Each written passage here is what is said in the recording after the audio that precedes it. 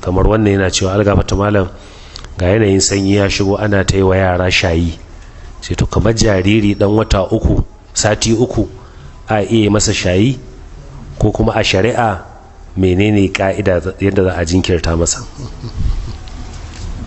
Assalamu alaikum wa rahmatullahi wa barakatuh.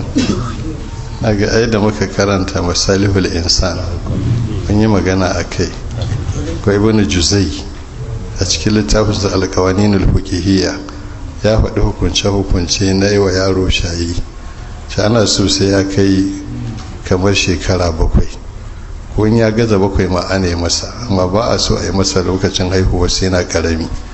Shi ibn juzai ya ce ma wani daga cikin al'adar yahudawa duk mumini ba zai so ya dinga ne kusanta shingen da yahudawa suke da shi ba, ya kamata ya nesance. Ya ce haka ya ce sai a yi hattara da wannan. Shi yana so yaro in aka ya daddata in aka yi masa shayi iyayen za su ga yadda zai karaya ya robe ya shiga wata damuwa, to wannan ake so sai Allah ya kankare zunuban iyayen. So shi zunubi mugun abu ne wanda bai san Allah wanda ke gani abu ne mai sauki. Ko ban daki mutum ya shiga in ya fito me yake ce gufaranaka, ana so a gaya maka wannan bayan garin da yake ciki datti ne najasa ce da ya ƙi fita alaƙaƙai ne, to wancan zunubin ya fi wannan. in ba zaka nemi tsari nemi gafara, to abinda zai kankara zunubi shi ake so.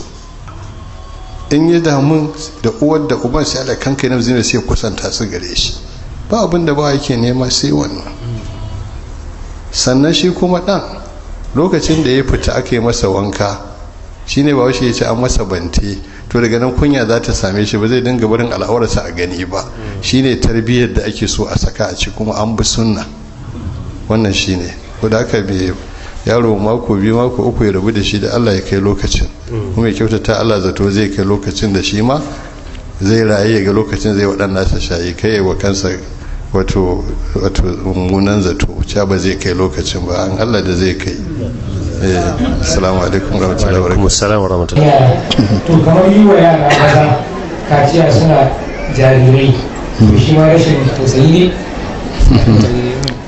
To ai ita a shari'a so ake a bari sai yaro ya daga ya samu shekaru kamar 5 zuwa 7 a shi ake masa, ba ranar suna ba. kullum abinda ake so da mutum ya yi abinda shari'a ta ce a yi, ba ranar suna ba. in ya kai 5 zuwa 7 ake so a masa. a cikin wannan a cikin shari'a ta musulunci yana so mu lura akwai hikimomi a wajen yin wannan lokacin da izo haka. na farko lokacin da aka yi masa wannan zai ji zafi. mahaifiya za ta ga irin yadda ya robe ya shiga damuwa, mahaifi ma haka. to wannan tausayin da za su ji nasa da damuwa Allah ne ya san iya zunubin da zai kankare wa uwar da uban a wannan gabar. amma in yana ranar suna ba za su ji wannan abin ba, Allah ba zai ba su wancan ba.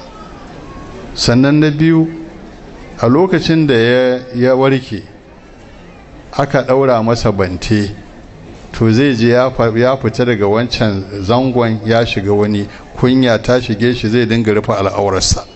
wannan a ciki akwai wa'annan hikimomin guda biyu, akwai waɗansu banda wannan, kuma biyin abinda a shari'a ta zo da shi shine yafi komai daraja.